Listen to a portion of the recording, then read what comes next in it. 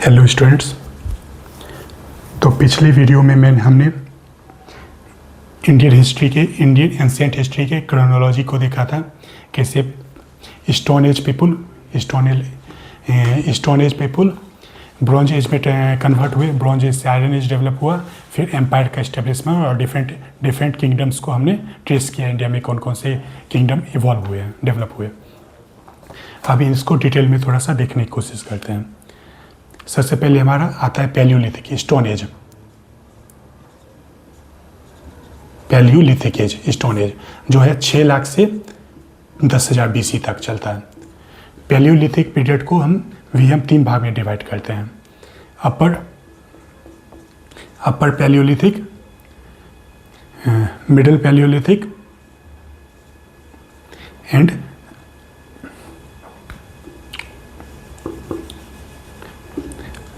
Early Palaeolithic. सबसे पहले है early Palaeolithic, middle Palaeolithic and upper Palaeolithic. Early Palaeolithic है 6 लाख से 1.5 लाख BC तक। मिडिल पैलियोलिथिक है 1.5 लाख से 35,000 BC तक। अपर पैलियोलिथिक है 35,000 से 10,000 BC तक अपर पैलियोलिथिक है। तो इस पीरियड में का 3 मेन फीचर है। इन लोगों के कल्चर के बारे में पढ़े तो ये स्टोन टूल्स का यूज करते थे। तो स्टोन टूल्स में स्टोन जो हमें मिला है, इनका इक्विपमेंट, स्टोन इक्विपमेंट मिला है, तो वो क्वार्टजाइट, चर्ट, जैस्पर,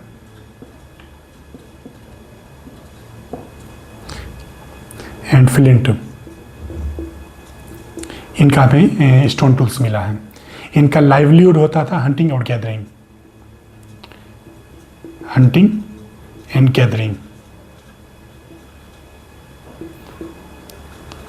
इनसे इनका लाइवलीहुड चलता था और इनका हैबिटेशन होता था रॉक केव्स में। रॉक केव्स में ये लोग रहा करते थे, जो नदी के नज़दीक हो, ऐसा माउंटेन जो नदी के नज़दीक हो। ये हो गया इनका 3 फीचर। स्टोन टूल्स का यूज करते थे, हंटिंग गैदरिंग से इनका लाइवलीहुड चलता था। अभी कल्टीवेशन शुरू नहीं हुआ, अभी घर नहीं बना रहे हैं ये लोग, रॉक केव्स में रहा करते थे। तो इनका लोकेशन हमें मिलता है पाकिस्तान में Swan valley and Potwar plateau, Rajasthan में देदवाना, शिवालिक हिल्स में, यूपी में उत्तराखंड में लखोदिया, उत्तर प्रदेश में बेलन वैली, मध्य प्रदेश में हमें भीमबेटका आदमगढ़, महाराष्ट्र में पाटनी निवासा, फिर साउथ में हमारा मिल गया है कर्नाटक, आंध्र प्रदेश में हुंसगी, नागार्जुन कोडा, कुंडूल, अतिरमपक्कम। ये सभी रीजन में पैलियोलिथिक हैबिटेशन का हमें एविडेंस मिलता है। इसके बाद पैलियोलिथिक कल्चर इवॉल्व हुआ है।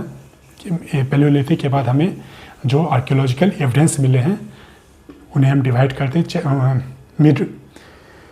मेसोलिथिक कल्चर में।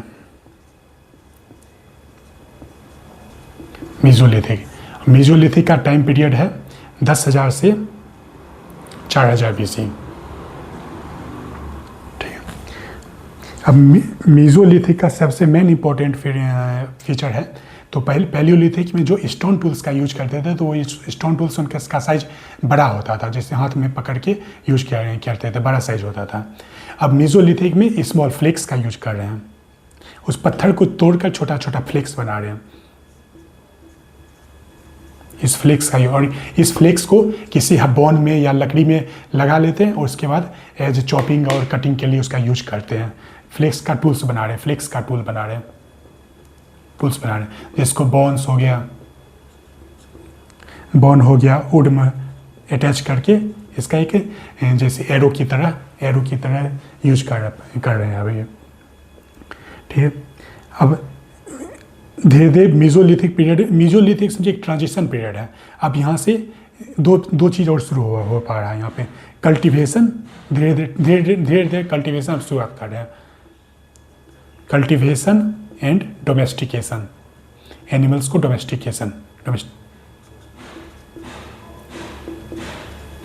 मेसोलिथिक पैलियोलिथिक और नियोलिथिक के बीच में आता है। नियोलिथिक को एज ऑफ रिवॉल्यूशन भी कहा जाता है, और मेसोलिथिक ये जो है ट्रांजिशन पीरियड दिखा रहा है।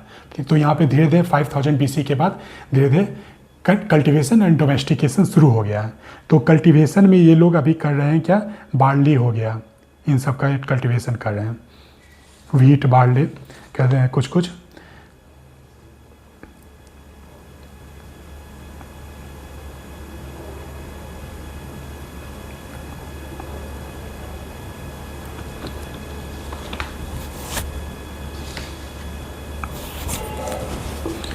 और इनका लाइवलीहुड का पीरियड वही है, हंटिंग, गैदरिंग एंड फिशिंग।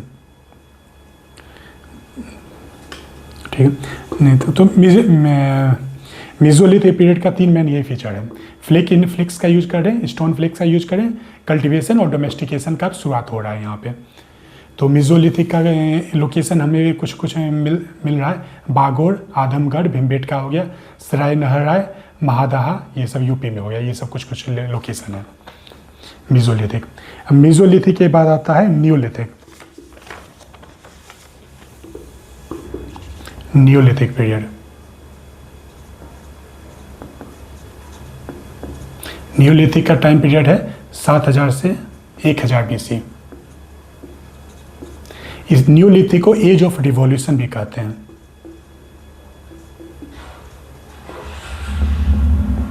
क्योंकि यहाँ पे इस टाइम पीरियड में बहुत चेंज आया, लोगों की लाइवलीहुड और लिविंग कंडीशन में बहुत सारा चेंज हुआ।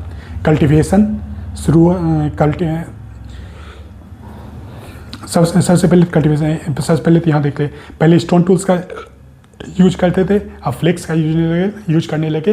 अब यहाँ पे इन फ्लेक्स को पॉलिश करने लगे, पॉलिश करके उसमें धार बना ले, पॉलिश्ड टूल्स का यूज करने लगे। सबसे पहले तो यहाँ पे polished tools, polished stone tools, जो स्टोन है, स्टोन का फ्लेक है, इसको पॉलिश करके इसको शार्पनिंग करने लगे जो है।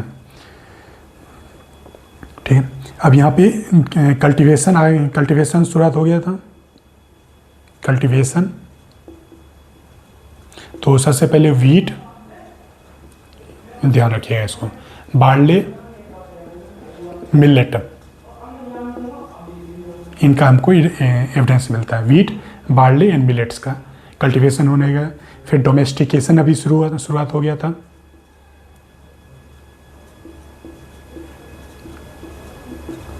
कैटल,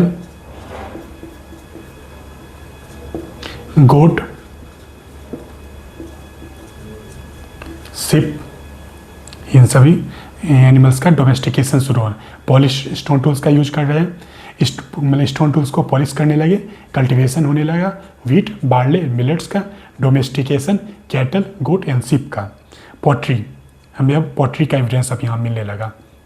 पॉटरी, और ये पॉटरी ने व्हील्स, पॉटरी को अपना पॉटर्स व्हील पर रोटेट करके पॉटरी का बना रहे हैं। पॉटरी का यूज होने लगा, लेकिन अभी पॉटरी बेक्ड नहीं है। ठीक है, सिर्फ ड्राइड पॉटरी है। अब हाउस बना ले अपना, इनका घर बना रहे हैं।